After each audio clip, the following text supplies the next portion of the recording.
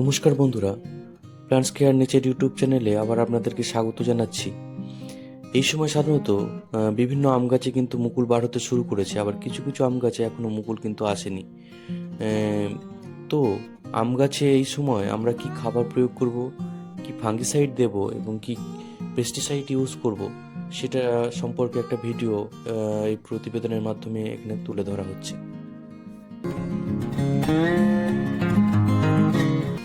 তো যারা আমরা নভেম্বরে এখনো খাবার দিতে পারিনি, তো এই সময় কিছু খাবার কিন্তু আমরা স্প্রে ফর্মে এবং মাটির গোড়াতে কিন্তু আমরা দিতে পারি। তো এই সময় যে খাবারগুলোর প্রয়োজন হয় সেগুলো হচ্ছে সাধারণত পটাশিয়াম, ক্যালসিয়াম, বোরন এবং জিঙ্ক এই জাতীয় খাবার। তো স্প্রে করার জন্য কি দিতে হবে? স্প্রে করার জন্য সাধারণত পটাশিয়াম সালফেট সেটা 2 গ্রাম, চিলচিট জিঙ্ক 1 গ্রাম, বোরন 1 গ্রাম এবং বায়োভিটা এক্স যেটা মাইক্রোনিউট্রিয়েন্ট আছে সিউইড বেসড সেটা 1 ml এবং এর সঙ্গে ক্যালসিয়াম নাইট্রেট 1 গ্রাম আমরা 1 লিটার জলে মিক্সড করে আমরা গাছে স্প্রে করব। এবং এই সমপরিমাণ এই যে এটা আবার যখন আমাদের আম গাছের মটর দানার মতন গুটি বাঁধতে শুরু করবে তখন কিন্তু আরেকবার আমরা স্প্রে করব। আর বায়োভিটা এক্স এটা সাধারণত মাইক্রোনিউট্রিয়েন্ট, এটা সিউইড বেসড মাইক্রোনিউট্রিয়েন্ট হওয়ার জন্য সাধারণ মাইক্রোনিউট্রিয়েন্ট থেকে এর যে কার্যক্ষমতা সেটা অনেক বেশি হয়ে থাকে। তো বন্ধুরা, এই সময় আমরা গাছে স্প্রে করব এবং গাছের গোড়াতেও কিন্তু আমরা এই সময় কিছু খাবার প্রয়োগ করব।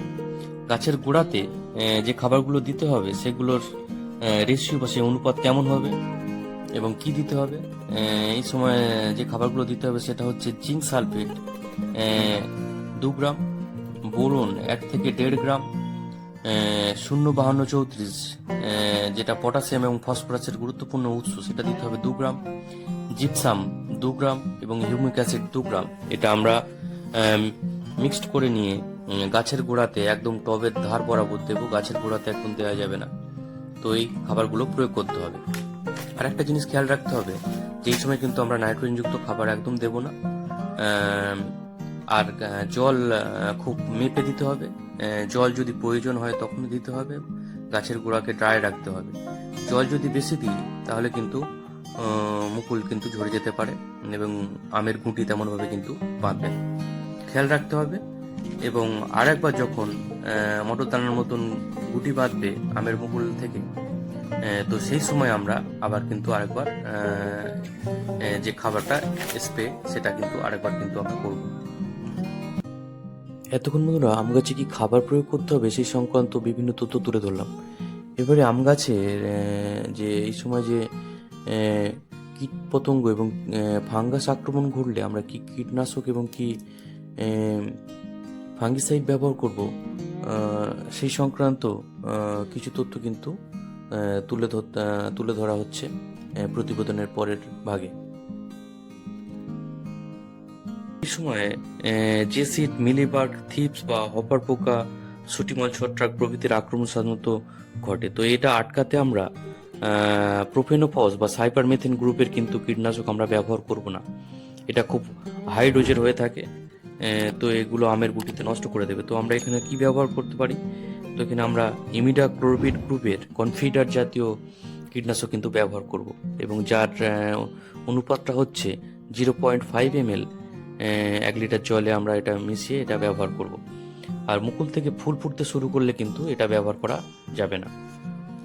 আর এর সঙ্গে আমরা একটু স্টিকার মিশিয়ে নেব যাতে এটা ভালো কাজ করে।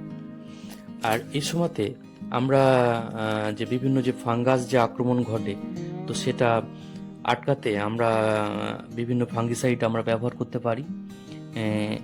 যেমন একদম প্রথম যখন আমের মুকুল বার হয়ে আসছে সেই সময় আমরা প্রপিকোনাজল বা হেক্সোকোনাজল জাতীয় বিভিন্ন ফাঙ্গিসাইড আমরা বাজারে আছে, তার মধ্যে থেকে যে কোনো একটা আমরা ব্যবহার করতে পারি 1 ml 1 লিটার জলে, যেটা পাউডারি মিল্ডু বা পাতার দাগ, ডাউনি মিল্ডু এর ক্ষেত্রে খুবই ভালো কাজ করে। আর এটা দেওয়া ঠিক 15 দিন পরে আমরা টেবুকোনাজল 1 গ্রাম এবং সালফার ফাঙ্গিসাইড 1 গ্রাম মিক্সড করে নিয়ে 1 লিটার জলে মিশিয়ে আমরা এটা ব্যবহার করব। এটা বিভিন্ন ছত্রাক এবং মাকড়ের আক্রমণ থেকে কিন্তু আমাদের গাছকে রক্ষা করবে।